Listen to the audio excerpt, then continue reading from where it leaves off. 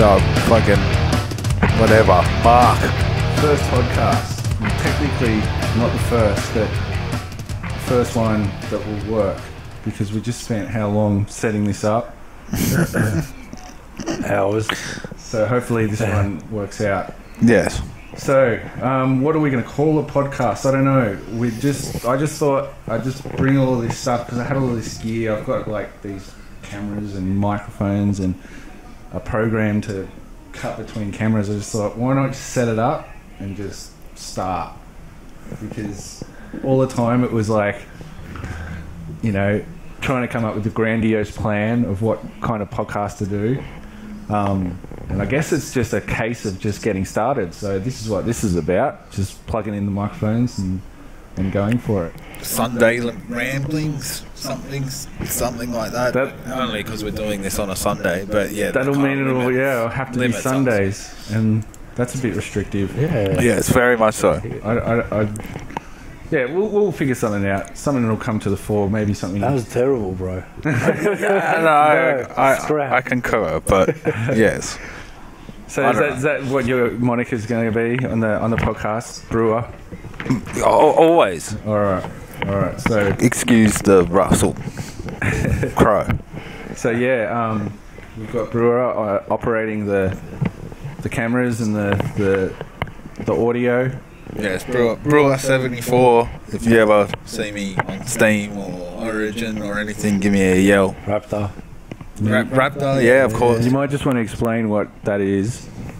What Steam? Do I boil my kettle and do I call out for Brewer 74? I'm sure people that use Steam will know what Steam is. Yeah. So for those that don't know what Steam is, it's an online gaming service, social networking, similar to something like Facebook, I guess you could say. And there's a couple of different ones. Like people might be more experienced with Xbox Live, so it's something like similar to that. And of course, I'm on Xbox Live as well.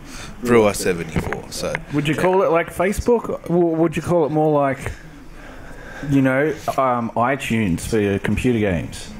I would call it a profile. There's a social media part of it. You're right. It's like iTunes. It's more like iTunes.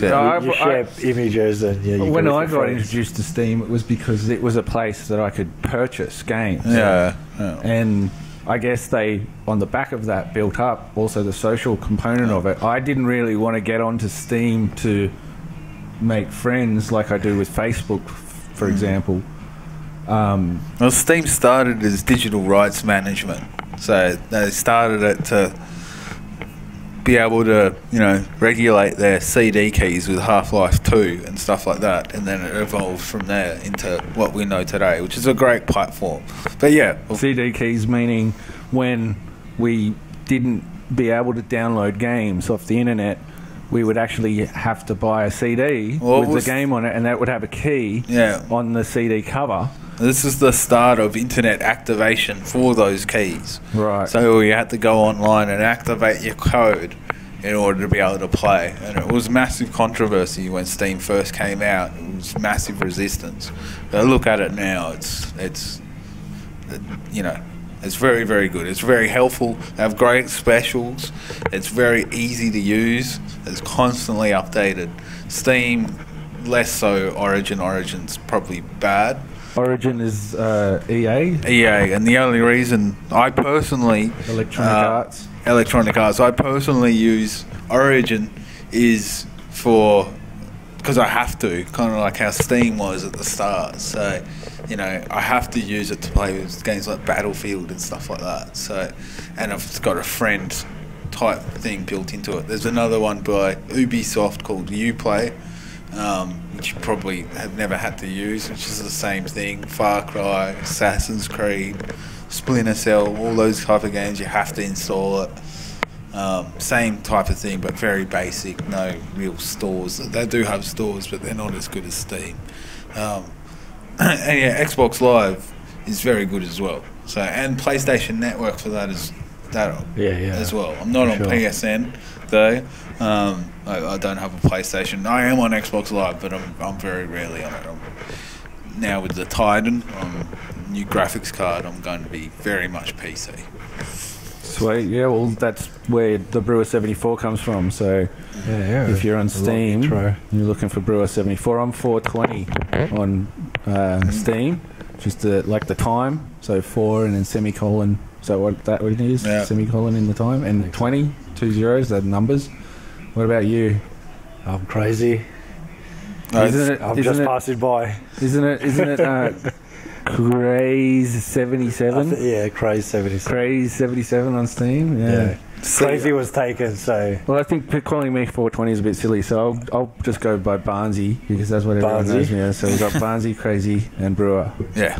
Kicking it off. All right, so podcasts. I mean, I guess I'm starting this because I've been inspired by so many other great podcasts. I've been listening to them since they sort of started kicking off with the popularity of the WTF, Mark Maron. That, for me, was the first one that I started like downloading episodically. Wow. It was because I was working at a place where a guy that would have been the last guy in the world would have been a Bill Hicks fan found out that I was into Bill Hicks. I think I had a wallpaper on my desktop at work, and he walked past and he's like, "You like Bill Hicks?" And I'm like, yeah. He's like, "Are you into Mark Maron in his podcast?" And I was like, no idea who you're talking about. He's like, "Oh, I'll bring in a couple of episodes," because Mark Maron came up through the ranks in a similar time in a similar area as Bill Hicks. So played gigs with him, and he's got a few stories of performing with him, and a few of his podcasts were specialising in talking to other guests that he had on that also worked with Bill Hicks, so they'd have some good Bill Hicks stories. So he thought of me for these episodes to bring in and listen, and I listened to it, and while those particular episodes were awesome, that's when I got onto like sort of Maron's interviewing style, which is really, really engaging. And he's does his rant at the start of the podcast. But I think he comes from, I know that he comes from more of a radio background. Like, he was on Air America for a while, and his podcast has still got a feel of radio, don't you think? A bit more of a traditional radio. Like, it's still a long, fleshed out interview, and it's not like, It's more of a program. Yeah, like... Whereas some of the other podcasts that I listen to, namely Joe Rogan podcast, Joe Rogan Experience, that's much more of a dudes hanging out, chilling out. That's cool, that one. Still, with a lot of focus, and they get really awesome guests on. And as they went through the years, they started to get some awesome guests, and it always became fun because the Rogan podcast was known as being one that, they'd smoke a fair bit of weed on, and then they'd get these legit guests where you're like, did they blaze up with like this Nobel Prize winner, like and obviously don't blaze up on the podcast, but you always, it's fun to think that it's not bad. Joe Rogan, it's pretty good, but so I love the Rogan podcast, and I love the video format of the Rogan podcast. I started listening to it audio only, like WTF is audio only. And then when they started, I realised they'd do it on Ustream, and they do a similar thing to this, just like cutting a couple of cameras together. I really like watching it now. Like, I'll, sit for 3 hours and watch, Sometimes I do like 3 a week, so that's a commitment. But I really like that format. And then, things that have spawned from that podcast, like a lot of the stand-ups that he's had on it have gotten a lot bigger, like Joey Diaz, stuff like that. So that's a real inspiration podcast. I'll tell you a podcast I've been watching recently. You've probably been overhearing me watching it now and then. I don't know if you've seen it. Crazy. It's called Getting Dug with High. Yeah, that's pretty good. That's not bad. Doug Benson, he's the guy that did the documentary. Remember the documentary Super Size Me about McDonald's? Yeah. And how Morgan Spurlock ate nothing but Maccas for 30 days. Yeah. Well, Doug Benson did a spin-off called Super High Me. You remember watching that at all? Yeah. And he'd smoke weed for 30 days. Yeah. And it wasn't like meant to be documentary, it was like mockumentary, just basically blazing up and cleverly editing in a lot of his stand-up routines into it. So it was like almost became a demo reel for his stand-up. but he's got this podcast, and from that he's obviously become known as the 420 comic, the stoner comic. Definitely. You know? All of his humour. He's done this thing with Arj Barker and a couple of other comedians called the Marijuana Monologues. Right. Meant to be a spin-off of the Vagina Monologues, which is like a famous stand-up play of like dramatic prose reading. I think it's, I wouldn't know. But I have heard the Marijuana vlogs or monologues or whatever it is, and it's very funny. It's fucking a cack. I recommend it. Yeah, you can I think you can get a CD of just the audio. I heard it like on an interstate trip and just listened to it front to end. It's awesome. So anyway, he's got this new podcast called Getting Doug with High, and it's meant to be a play on words of getting high with Doug, but they're so high that they've gotten it backwards. They're getting Doug with High. And he just gets on a guest. He does it every Wednesday, live stream on YouTube. Apparently YouTube's got live stream capabilities now, like Ustream and that. You can like get a channel that will do live broadcasts, and they've got like a chat box, chat box next to the live broadcast. Just like all the other Justin TV and all of those streaming sites. And he does it every Wednesday at 4:15. Has a guest on, guest each week, and sets his phone to go off at 4:19. So they just introduce each other. It's like, hey, here's my guest, and we've got this table just with all of this smoking paraphernalia, like big bong, small porcelain bong, pipes, grinders, papers and stuff, and they introduce each other, and this is who's getting high with me today. And at 4:19 his phone goes off. He's like, right, and chops up, what do you want to smoke out of, gives the guest first pick. And at 4:20 they get high. And like Doug Benson's a bit of a big time smoker, so he goes pretty hard. Like he'll it's about a 45-minute podcast, and he'll toke 10 bongs in that time. 10 hits, and depending on what guest it's only 4 episodes in, but I haven't seen a guest keep up with Doug yet. Wow. And I don't know if it's like a play on, because in America there's that very much that, especially with comedians, marijuana and stonerism is an easy target. I got the munchies. Well, man, Dave's not here. That whole Cheech and Chong, I guess, are kind of, the precursors of a lot of that acting not very smart when you smoke weed, I guess. Or the classic demotivated, just sit on the couch. But these guests just get so ripped, hey. Who did you have on the other day? Have you seen those comedy roasts? Comedy Central roasts. And the guy that's always on the roast, Jeff Ross, he's like a roast specialist, and he's on all of the roasts. He was the guest on Getting Doug with High, and it was so funny, man. As soon as he started getting blazed, he just started insulting. Wow. And just ripping it, because there's this dinky set, we've got a lounge room in the background, but Doug's done this space scene, it's just this curved high school cutout thing project. But it's funny and it's frustrating, because they, like I was saying, America's got that with the comedians especially, it's an easy shot to be a stoner, and I don't know if they're playing into that and becoming very whoa, look how stoned I am.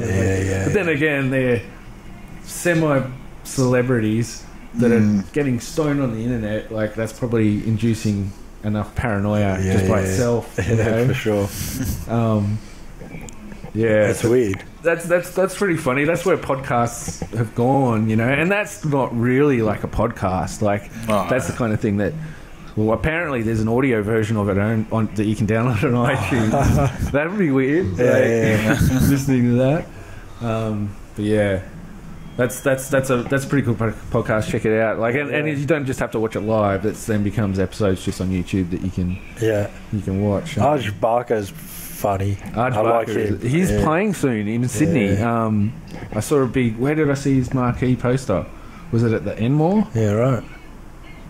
I should look it up. I think it might have been the Enmore. End of November, I think. Yeah. So it might be worth checking that out. Do you want to Google that, actually? Arj Barker. I'll get on it. I've seen him like 3 times now live in Sydney, and each time was awesome. Yeah. Have you seen him live? I've never seen him, bro. Yeah, I'd like to see him. He's pretty good. Like the thing with his routines is that they tend to come out on TV and DVD pretty soon after he tours live, because I think he's got a very big... I know that he's said it before in interviews that Australia is one of his biggest markets, and that's why he tours here so much. And so obviously there's a lot of DVD sales and stuff like that of his specials. So that's the one thing I found with Arj Barker, is you got to kind of see him live when he's come back after a time away, or else you get a lot of the jokes that have, they release them very quickly on TV and DVD, so you get exposed to the jokes pretty quick after he's written them, which must be tough for a comedian, because... Well, yeah, it says here... Well, I don't want to get too loud there. For Sydney, November 21st, 22nd, 23rd, 24th. State Theatre and Enmore Theatre on the 24th. Yeah. And then other ones around Australia as well. Yeah. Might see if we can get tickets for that. He's always quality. But yeah, that's one of those American comedians that's like almost bigger in Australia than America. It's weird, man. Yeah. They mention him on Rogan a bit. Yeah. I think he probably plays a fair bit of shows with those Death Squad group of comedians. And he's like, he was on what's the TV show? Flight of the Conchords. Yeah. No, yeah. And that was, I think, a lot bigger in Australia. And it's Billy time. So, how long has it been since we've had a change of government? How long has the Liberals been in now? I think it's like 2.5 months or so. Yeah, 2.5 months. It's a pretty short time to really notice any impact of a change of government. But what are your guys' opinion? Have you seen noticed any change in day-to-day life?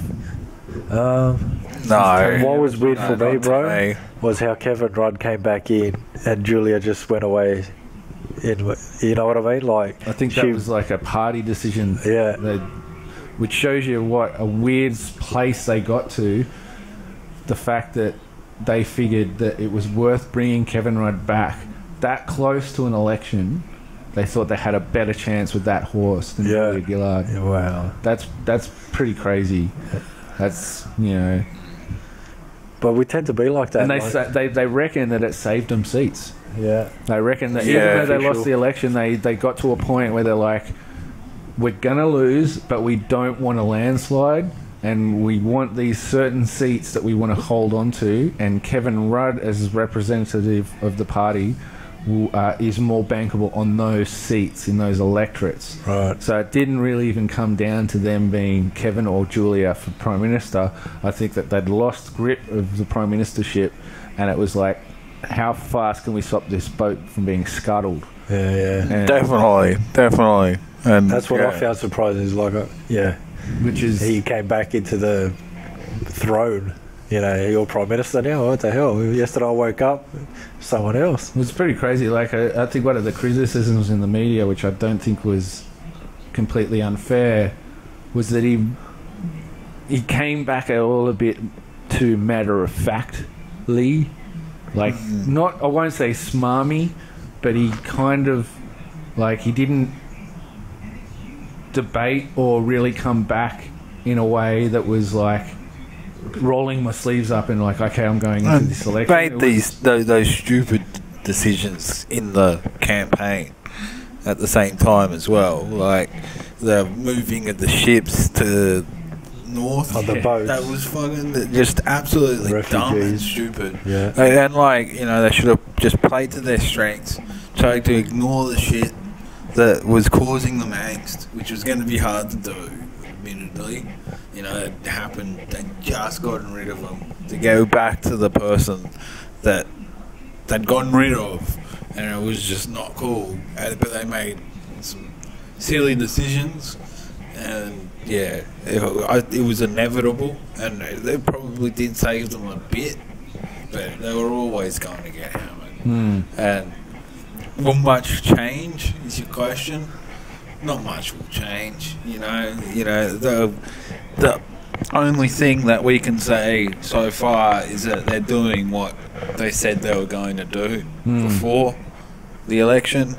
So they'll definitely add more stuff. We can't complain so far, but it's only like 2.5 months. We haven't even had Parliament sit yet. I think that happens in the next couple of weeks. And this Clive Palmer dude, like, Jesus Christ, this is going to be like, you know, he's like calling out Chinese spies for Rupert Murdoch's wife. Oh, okay, yeah, I remember that. That was crazy. Can you bring that up? Yeah. Did you see that actual interview? Not yet. No, I heard about the story. I think it was on morning TV with. I think it was on Today or some shit. What's the? Is it Stefanovic? Yeah, no, I think it was. Yeah, Carl. Didn't you see Carl getting pissed after? He's a bad drinker. Gold footage, man. Yeah, Got to see. Let's do Clive Palmer because it was morning TV. Carl's on morning TV, isn't he? Yeah, he's on the Today Show with the fucking wife of Bandana Mate, who writes the sports shit. The wife of all connected. Oh, Bandana. Oh, yeah. What's Peter Fitzsimmons? Fitzsimmons. And he's a really good writer, and I think he was an ex-rugby player. Yeah. He's a really good bloke. He wrote that funny article about Ponting and Clark. About how there should be Ricky Ponting the musical because it's getting Ricky Ponting. But yeah, I want to bring up that Clive Palmer footage. The musical. Because I'd never heard of him before, really, until about 6 weeks before the election. So on Today, yeah, okay. It is pretty low quality, so apologies. The United Party has received a recent boost in the polls and is now considered an outside chance to pick up a seat in the Senate. The leader of the party, Clive Palmer, joins me now from the Sunshine Coast, the beautiful Sunshine Coast. Clive, good morning to you. How confident are you of that one? Yeah, his own golf course, probably. I think not very confident. Looking for about 10 Senate seats across Australia. That's what our polls are telling us. You're just reading the rubbish that Rupert Murdoch puts out. He owns News Poll, he owns Galaxy Poll, and he said he's going to support Tony Abbott as Prime Minister. He's sworn an oath. Okay, so far he's not gone over the line of crazy.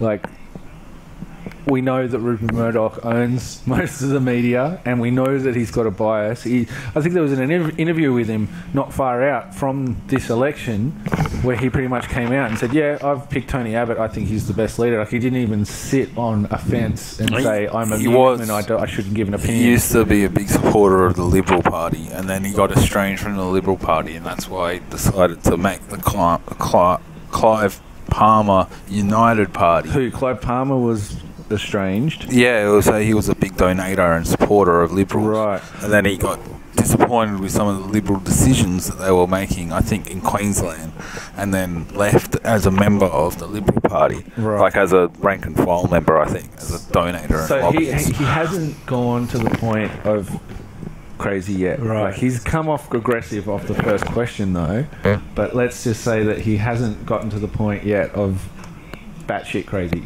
Okay, if we understand Rupert Murdoch owns all the papers, mate. Okay, we'll restart it so you can reassess what he's just said as well. Let's let it play. Where's the sound? Come on. Palmer joins me now from the Sunshine Coast, the beautiful Sunshine Coast. Clive, good morning to you. How confident are you of that one Senate seat? Not very confident at all, Carl. We're looking for about 10 Senate seats across Australia. That's what our polls are telling us. You're just reading the rubbish that Rupert Murdoch puts out. He owns News Poll, he owns Galaxy Poll, and he said he's going to support Tony Abbott as Prime Minister. He's sworn an oath of allegiance to a foreign country. He's not an Australian citizen. He sends his apparatchiks out of here who are also not Australian citizens to tell his editors what to write. Sacks the editor of the Courier Mail. and 20 journalists throughout Australia. We've got 150 candidates in every state of the Commonwealth ready to go, and people realise that the current two alternatives are hopeless. You know, Rudd's got a disaffection rating of 56%. Tony Abbott's got 48%. So let's get something going by Australians for a while. Kevin Rudd brought over Obama's media team. Good God. 10 Senate seats? Yeah, I think we'll get something like that. You wait and see. Come on. I mean, You'd be happy with one. Hold on. No, two weeks ago they said we'd get 1%. You see that Brian Jennings? So the media will like come on, Obama. Before the election's held. Not the Australian people. They want lower taxation. They want the pension increase. They know we'll do it. All right. Next up, an email you sent this week has caused a fair bit of outrage among your employees. You wrote, quote, "Considering my long and continuing commitment to you and your families, I expect that all those that are able to will volunteer their time for approximately 4 hours on Saturday to assist in manning the polling booths. I look forward to your involvement and participation on Saturday. There was a lot of weirdness your commitment with to the company and what we stand for." Clive, did you write that? Recount votes went missing. Wow. No, yeah, well, they've lost 1,500 votes, which is pretty dodgy. 3 members of our he's staff gone to the extreme of like, so other colleagues are being allowed to join them and support them. That happens in every workplace across Australia. Did you write it? It's a big issue for the media. No, I didn't write it. No, but I support it. I think everyone that works with people, you want to support your colleagues. Would you be supporting a cameraman? Where did he get his money from? Would you be having a deal with him? Where did he get his money from? Well, I wouldn't be. I think he's a mining man. And I may not necessarily agree with what he says, even though cameramen are, very good at what they do. Built the Coolum Resort. Well, you don't as have well. to do it. It's a voluntary thing. All right. But you've got the opportunity. The serious side of it is that some workers say they fear for their jobs in this instance. Wow. Will they be sacked if they don't work in the booth? Well, that's their problem. To get to the Chinese I fear for Australia. That's all right. Let it go for Tony Abbott about to take $40 billion off the budget. No, but if workers fear for their jobs, it takes it into a whole different category. Come on, Carl. Yeah, lift your game, mate. Get into a national thing. Don't get down there at the little local issues. They're your employees. You're bigger than that. There are your employees if they fear their job. Look, if I've done something illegal, go to the police, mate, but talk about some decent stuff on your program or your ratings will go through the floor. Do you expect people to work this for free this Saturday? Pay anyone to vote, Carl? Come on, get serious, will you? All right, the front page of the Australian hasn't missed today. I'm sure you're aware of Hedley Thomas, a very well-respected Hedley Thomas writing. He says today... Hedley Thomas is like black caviar with a broken leg. No. He's just working for Rupert because he doesn't want to get the sack. The Australian's not a newspaper, it's Rupert's plaything. Have a look at the Telegraph. Have a look at all the editorials. Can you answer this accusation? Can you answer some of these accusations, though? Does running a viable soccer club on the... I don't answer any accusation. What? Sorry? I don't answer anything from Hedley Thomas, sorry. He's just an apparatchik of Rupert Murdoch from New York. Rupert Murdoch's wife, Wendy Dung, is a Chinese spy. And that's been right across the world. She's been spying on Rupert for years, giving money back to Chinese intelligence. Read the truth about it. She was trained in that's a bit much, man. No, I'm telling you the truth. I'm telling you the truth. Wendy Dung is a Chinese spy. That's why Rupert Murdoch got rid of her. And that's the truth. And this guy wants to control Australian politics. You're standing up for Rupert now. Come on. Wow. No, he wants to control what you think. Wow. Have a look at your newspapers. That's what he wants to do. And Kevin Rudd brings over Obama's team to sort out democracy in Australia. He's got a few talking points. So we're going to get a lot of Senate seats. We're going to get that's a lot of things to spill out. Yeah. Hey, maybe there could be lines drawn. If you sat down and looked at the history of whatever. But to go on a live TV, when you're in that kind of position, and to say that, wow, pretty full on. But I think this is who's holding the balance of power in the Senate. Well, yeah, he's formed a block with this fucking other dude who's the car enthusiast party, and they got, I think, 0.3% of the vote. I could be wrong there, but they got a very small percentage of the vote. But because of preferences, they got the Senate seat, and he's formed a voting bloc with Palmer. I think he's got 3 or 4 senators. Right.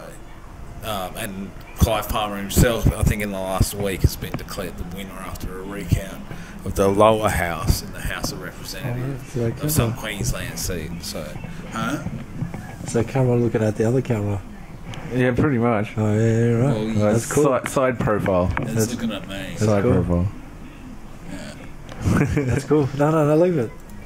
Oh. So, some of the things I've heard Clive Palmer talk about when for me, he was not on the radar, and he just kind of came out of nowhere about 6 weeks ahead of the election, and people were talking about him, and there was like a lot of like people that I'm friends with on Facebook that are very left leaning were like talking about, yeah, I'm going to vote for Clive Palmer United Party because of this, and this, and some of the things that I heard were abolishing income tax. Well, not only that, but like paying every Australian like $2,000 a year. Like less government is his type of thing, you know. Privatise everything.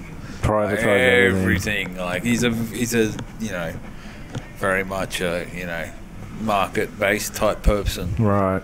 But to the extreme, not like the Liberals are. To the extreme. Because that's what really kind of sucks about the Australian electoral process is it almost feels like it's an illusion of choice with these votes that you give to non-major parties. So you've got your Liberals and your Labours, and then you've got all of these, like this ballot, this like massive long bit of paper that you can elect for people outside of those parties. Yeah. But it always comes down to preferentials being given to somebody. You know, like same with like the Greens and pretty much all, lesser extent the Greens, but all these minor parties.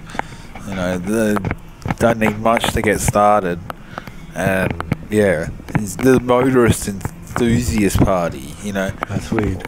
Where do they stand on refugees? Where do they stand on economic policy? We know they like cars. What else do we know? Which, you know, they might be good people and they might have good policies, but, you know, how many people actually look at all these things? Yeah. Or at least it's pretty clear on the table that, you know, they have to because the mainstream public are demanding it for the two major parties, and more so the Greens these days. Yeah. What is your positioning on these important national matters? Yeah. But how many people are these voting for these people, you know, going, oh, I like cars, I'm going to vote for a car party. Yeah. You know, I like brew, but, you know, but what's their positioning on other things? Or is it a way to have in a system where, you know, 48% of people vote for main party A, 48% of people vote for main party B, and then there's only all of these other independents that get the rest of the 2% of the vote. What does that 2% of the vote do? Okay, then, well, because we're only getting 2% of the vote, one of these guys that both got 48% needs me to get over the line. So instead of being a massive main political party, I'm just going to hone in on one thing. This is my one thing is motoring enthusiasts. And that's all I'm going to campaign on. And if you ask me about anything that's related to motoring, so maybe, I'm pretty sure that the Motoring Enthusiast Party doesn't have a great environmental policy. Yeah, probably not. Because they like their big engines and, you know, all of that. So probably, you know, they're not great on the environment and stuff like that. But they're focusing on the motoring enthusiasts so that when they get those votes, they then got to hand those over to somebody else, but they're staunch on their motoring stuff. So they're saying to these two guys that got 48%, who's going to make the motoring side of things? Who's going to give me the sweetest slice of the pie? And that's what it is all about. It's about compromise. And that's what you want, is compromise. The way that happens is that you get people that hook up that, so for example, the hemp party, the Help End Marijuana Prohibition Party in Australia, took their preferences and gave them to this I can't even remember what party they gave their preferences to, but it was like super dodgy. It was like some it's escaping me, but it's like not religious kind of party, but like a really family values orientated party or something. Family first. I can't remember, but the Family reason why first they is gave them their fucked. preferentials is because, we're completely for legalizing all drugs. So they were like, they've got the best policy on what we're staunch on, so that's who gets my preferences. So it's weird. I don't know if it's a good or a bad thing. It's the way the system works, and then, like, if it had fallen the other way, we might not even be talking about it. But yeah, it always flows. I reckon it will get adjusted to Liberal. They'll add their sort of rules and engagement and whatever, and then people get boys like next, and then we're back. and just like Labor had to deal with the Many last years, parliament, yeah. Liberals going to have to deal with this parliament, just like other ones are going to have to deal with it in the future. I think when you're looking at people getting such small amounts of the vote, and then they're getting into power versus somebody else who didn't get that much, got more of the vote, you know, it's like at the primary vote, that's when you need to look at something. That's in the preferences, like you're saying. But yeah, overall, we can't really knock the system. Like, Well, serves us pretty well. that takes me to my next question. Like, crazy. Like, do you think that if you had the chance to get cryogenically frozen in a tube for the next, let's say, 18 months, they pop it open in 18 months, but you went in the day before the election, do you think by just getting out 18 months later and just walking around the streets, not Googling it, but just walking around, and do you think you could tell who won? Do you think from day-to-day life you would be able to tell? No, I don't think so. I'm not saying that that's why the government sucks. I'm just saying it's an interesting fact. Like, when you look at how full on it can get around election time, and some people are like, man, if Tony Abbott wins, it's absolutely fucked and I'm fucking moving or some shit. Yeah. And like, I hear that and I'm like, really? Like, man, I don't think you're going to feel it that much. Yeah. What you maybe got to do is maybe just be aware of what you can feel. But then there was one thing that I noticed, probably one of the first things that I'm going to notice from the Liberal government that affects my sphere of life, and it's always been the case with the Liberals, they're staunch on the arts. Yeah. And I was reading this article about how they don't actually cut funding for like music and arts and stuff, but they redefine what they classify. I did see that, yeah. So this article was saying if you like chamber music, opera and ballet, the Liberals are awesome for live performance. Right. If you like live bands, music, festivals, grants for like, not that kind of music, like chamber music and stuff like that. That they just stop all of those activities, and that's where Labor has always been better. And I remember going to a lot of there was the Save the Sando rally. Remember the Sandringham Hotel closed? I saw the video or the picture, and they were all talking about how. I heard about that. I just lost my train of thought. What were we talking about before that? The Sandringham Hotel. The politician? Oh, Labor, yeah. Yeah. So at this Sandringham Save the Sando thing, there was a lot of Labor, what do you call them, spruikers, like getting people to hand out information on Labor, with Labor t-shirts and Vote for Labor on, saying how this is because there's a Liberal local government, and they are foreclosing and making it harder with local council regulations for, and the Annandale almost went down, and there's all this, and Labor always comes out and tries to. I noticed they always try to grab a youth vote by saying, you like live music, then you got to vote for Labor. Vote for Labor is a vote for live music, and it's like, it kind of makes sense. Like, I wish that they do more, but it's not so much that they are awesome with live music, is that the Liberals are just so harsh on it, and it just dries up. It's heavy. But it's funny, like, we had it pretty good with Labor in for a while. Like they weathered us from this global storm, global financial crisis storm or whatever. And I think we noticed. Oh, I noticed a period. Well, I noticed a period of time, crazy, where there wasn't really a lot of reason to hate the government. And now Tony Abbott's back in, or Liberals back in, and Tony Abbott's Prime Minister. I'm noticing all of these people get politically active.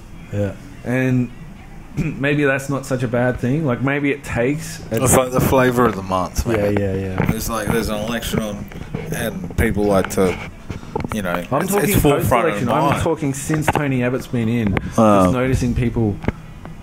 I guess it's like an opposite effect of when Obama got in America. And the Conservatives were watching that dude like a hawk, just like hammering him. And I'm noticing people waiting for Tony Abbott to do these monstrosity things that he's apparently going to do. And they know this as well, you know. They know that people are waiting for this type of stuff to happen. And I don't think they're going to do it. Like, they're going to do what they said they were going to do before the election. And they won't have much more time to be able to do more than that, you know. It's like going the 4 years or whatever it is. And don't forget as well... When do they do elections? Oh, it depends. It's usually about 3... I think it's 4 years. But they can be called... 3 years? Or no, I think it's 3 years for a term. Oh, you're talking in the States? No, here. Here. Is it 4 years? I think it's 3, actually. Yeah. I think it's 3. But they always get called early because it's a political move, and... That's what the Labor government tried to take away from the process. That's what they say, is by calling it so early this time. Like, this is the earliest election they've called. But you got to remember as well, we might have another election. Like, if they go to the Senate, which this is very unlikely, but if they go to the Senate and Labor and stuff block with the current Senate, when the Senate doesn't start until July next year, they're on longer terms than the lower house. That's right. So...